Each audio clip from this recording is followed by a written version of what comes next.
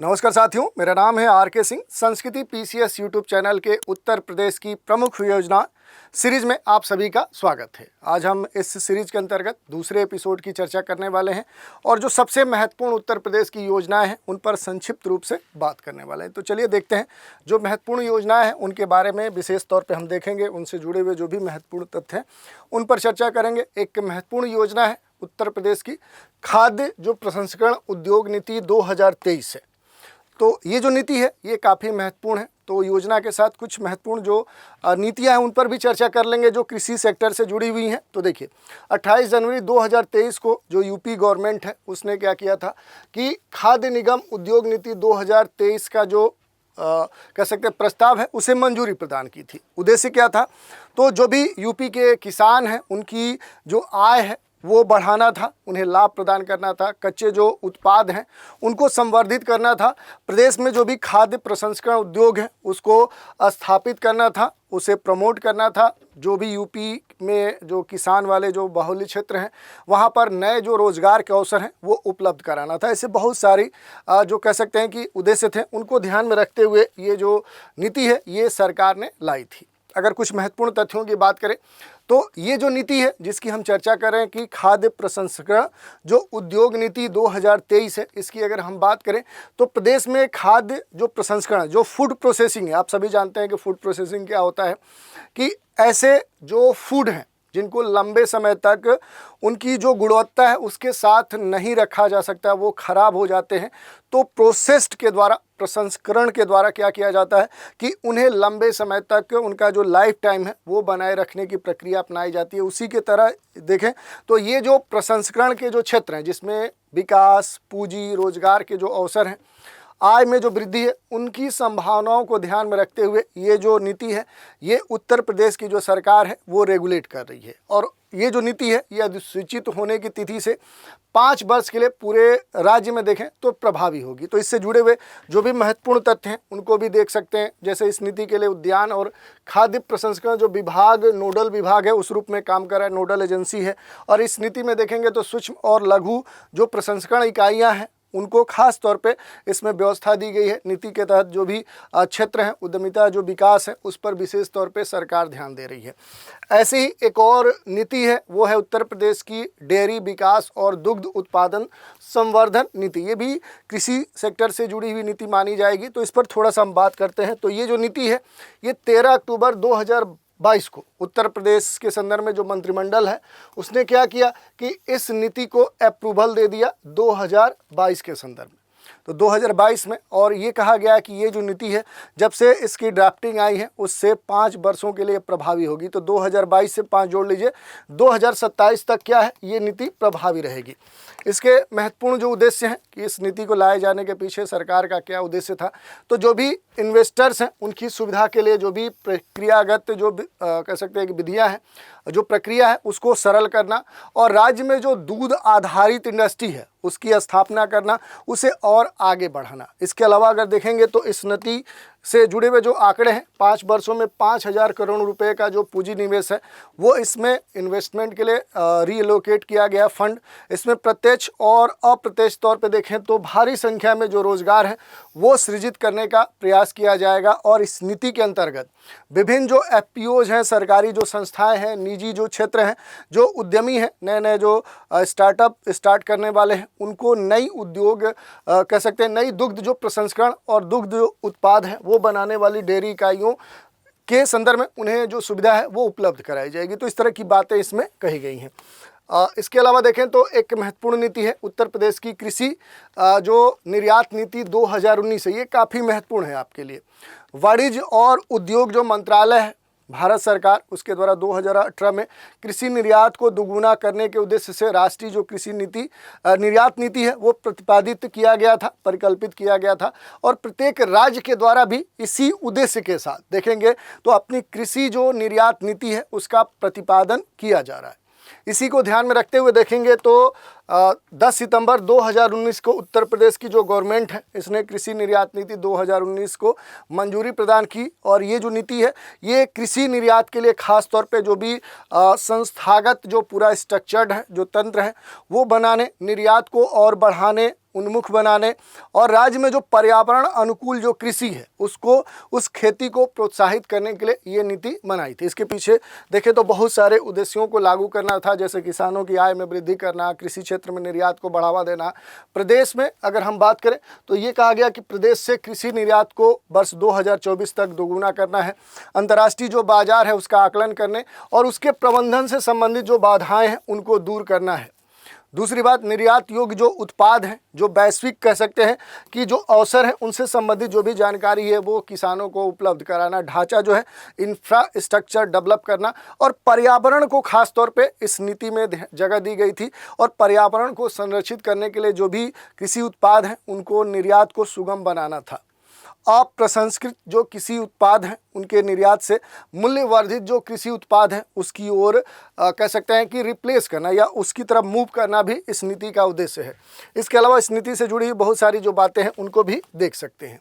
राज्य में अंतर्राष्ट्रीय बाजार के अवसरों से जोड़ने को ध्यान में रखते हुए देखें तो ये इसके संदर्भ में कार्यक्रम आयोजित करने की बात कही गई है। जिले या जिलों के जो समूह हैं उन समूहों में जो क्लस्टर हैं, क्लस्टर पद्धति को लागू करने की बात कही गई है ताकि राज्य कृषि नीति को और बढ़ावा दिया जा सके और इस नीति के माध्यम से कृषि निर्यात में वृद्धि को खास तौर पे तवज्जो दिया जा रहा है ताकि रोजगार में भी वृद्धि की जा सके। तो ये कुछ महत्वपूर्ण कृषि सेक्टर से जुड़ी हुई नीतियां थी। अब हम बात कर लेते हैं पीएम जो कुसुम योजना है, आखिर ये है क्या। तो देखिए, पीएम जो कुसुम योजना है ये 22 दिसंबर 2023 को मुख्यमंत्री योगी आदित्यनाथ, सूबे के मुखिया हैं, उन्होंने ही इस योजना के लिए किसानों को लाभान्वित करने के लिए देखें तो एक तरह से इसे लाया था। उद्देश्य क्या था? तो इस योजना का जो मुख्य उद्देश्य है वो किसानों को ग्रामीण क्षेत्रों में ऑफ ग्रिड जो सौर पंप है वो स्थापित करने में सहायता प्रदान करना है। और इसके तहत देखें तो खास तौर पे ये कहा गया कि इससे जुड़े हुए जो क्षेत्र हैं उन पर उनकी जो निर्भरता है वो कम करना है। इससे जुड़े हुए जो महत्वपूर्ण आंकड़े हैं उनको आप देख सकते हैं। इस योजना के अंतर्गत प्रदेश में वित्तीय वर्ष 2023-24 में 30,000 और 24-25 में देखें तो लगभग 44,250 किसानों को जो सोलर पंप है उसकी सुविधा उपलब्ध कराई गई। इस योजना के अंतर्गत जो भी किसान हैं, जो कृषक हैं, उनके द्वारा स्थापित किए जाने वाले जो सोलर पीवी जो पंप है उनको केंद्रीय वित्तीय सहायता का जो बेंचमार्क है, जो लागत है, टेंडर से जो प्राप्त लागत है जो उससे भी कम है, तो 30% या इतना ही अनुदान राज्य सरकार के द्वारा दिया जा रहा है। तो इस तरह की विशेषताएं हैं। ऐसे ही एक योजना महत्वपूर्ण है, इसके बारे में देख सकते हैं, नंदिनी कृषक समृद्धि योजना। नाम से ही आप समझ सकते हैं उत्तर प्रदेश की जो राज्य सरकार है उसने राज्य में जो भी मवेशी हैं उन मवेशियों के संदर्भ में उनकी जो नस्लें हैं, जो ब्रीड है, उस ब्रीड के सुधार और उनके दूध उत्पादन को बढ़ावा देने के लिए 2023 में खास तौर पे नंदिनी कृषक समृद्धि जो योजना है, खास तौर पे नंद बाबा जो मिशन है उसके तहत क्या है कि इसे लॉन्च किया। तो ये आपको ध्यान देने वाली बात है कि किस मिशन के तहत, तो नंद बाबा मिशन के तहत 2023 में क्या किया गया कि यहाँ पर नंदिनी कृषक समृद्धि जो योजना है उसे लाया गया। इसके पीछे अगर उद्देश्य देखेंगे तो सूबे में उच्च जो उत्पादन क्षमता है उसके गोवंश का संवर्धन करना, पशुओं की जो दुग्ध उत्पादन क्षमता है वो बढ़ाना, प्रदेश में जो पशुपालक हैं उनके लिए उच्च उत्पादन जो क्षमता है, गोवंश की जो उपलब्धता है उसको और आगे बढ़ाना, एम्प्लॉयमेंट में कहीं ना कहीं वृद्धि करना और पशुपालक जो हैं, जो पशुओं को पालते हैं, उनकी जो आर्थिक स्थिति है उसे बेहतर करना। इसके अलावा देखेंगे तो इस योजना के पहले चरण में 2023-24 में सरकार ने 25 दुधारू गायों की 25 इकाइयाँ स्थापित करने के लिए जो भी लाभार्थी हैं उनकी जो लागत है कुल 50% सब्सिडी प्रदान करने का निर्णय लिया। जो भी दुधारू गाय हैं जैसे साहिवाल, गिर, कह सकते हैं थारपारकर या गंगा तीरी जो प्रजाति है, इनकी ही गायों को इसमें सम्मिलित की जाएंगी, ऐसा कुछ प्रावधान किया गया था। परंतु गंगा तीरी जो नस्ल है उसको शामिल करने वाली जो इकाई है उसमें अधिकतम जो 5 गंगा तीरी गोवंश है वो अनुमन्य है। तो इस तरह की जो बातें हैं वो इस योजना में दी गई थी। ऐसी एक महत्वपूर्ण योजना है मुख्यमंत्री खेत सुरक्षा योजना।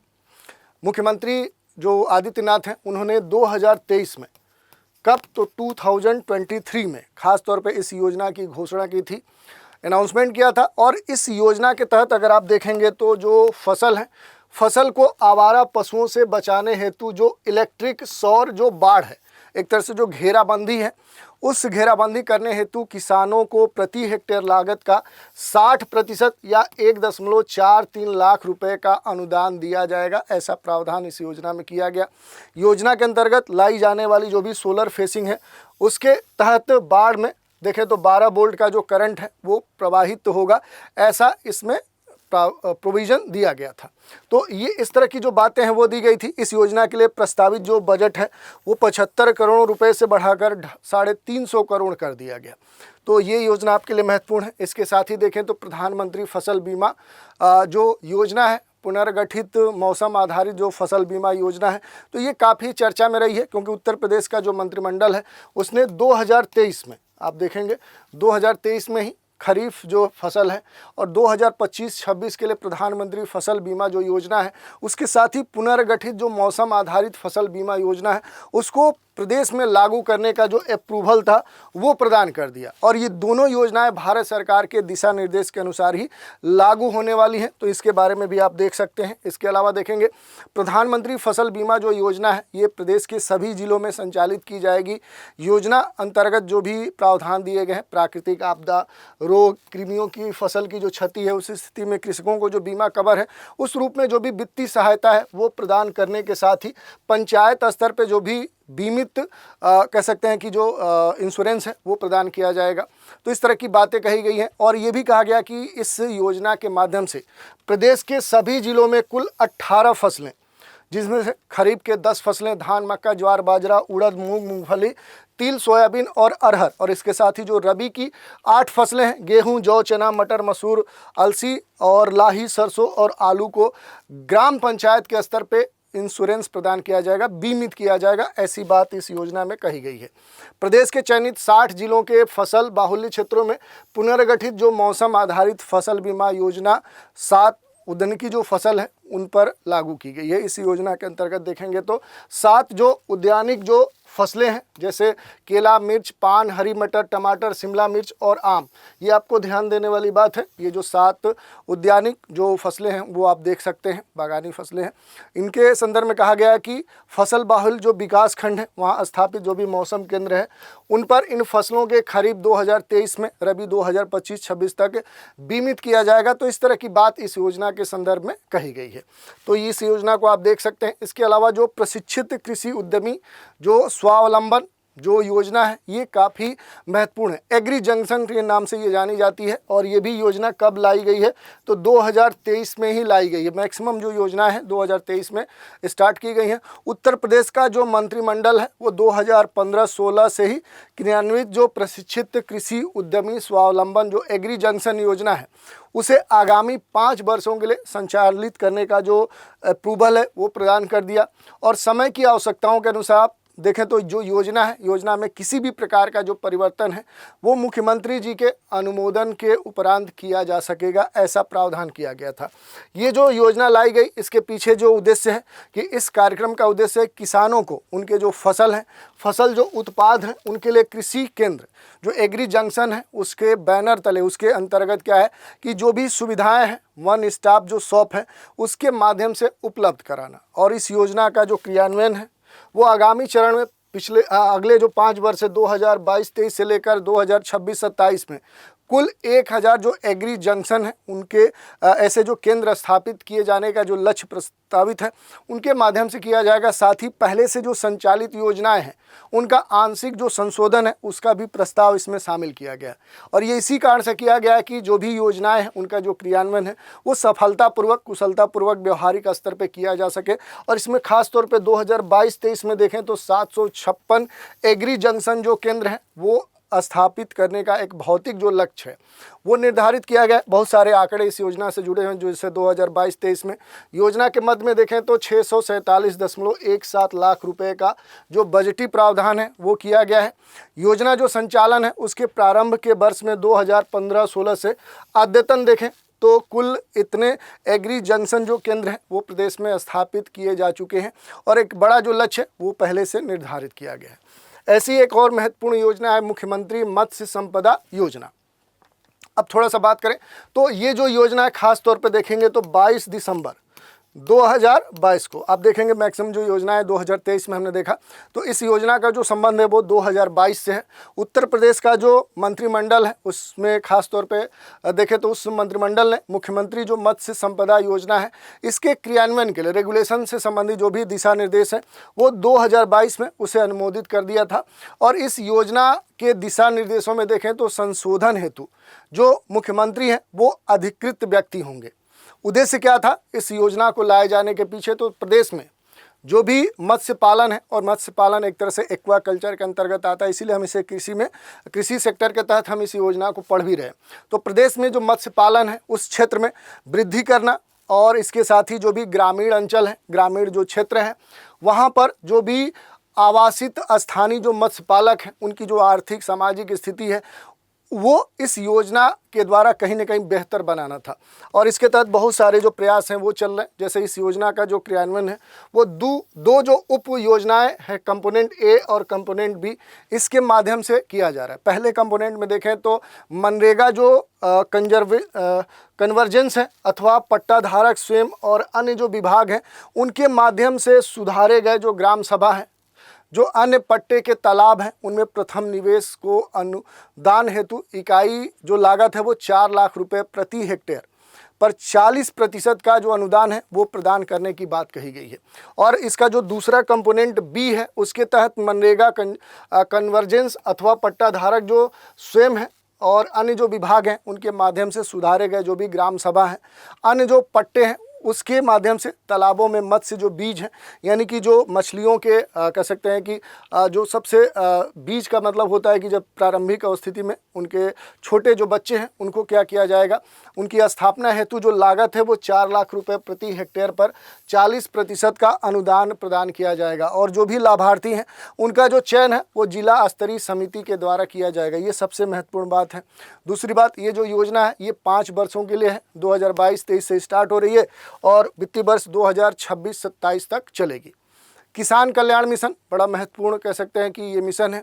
इसकी बात करें तो ये जो मिशन है ये क्या है कि 6 जनवरी 2021 को, इसका डेट आपके लिए महत्वपूर्ण है, 2021 में लखनऊ के सरोजनी नगर विकास खंड के अंतर्गत ये स्टार्ट किया गया किसान कल्याण मिशन, इसका शुभारंभ किया गया। और ये जो मिशन है ये केंद्र सरकार के कृषि कल्याण जो अभियान है उसी कृषि कल्याण अभियान के तहत कहीं कह सकते हैं कि ये स्टार्ट किया गया है कृषि कल्याण जो अभियान है, और उसी के तर्ज पर ये संचालित भी किया जा रहा है।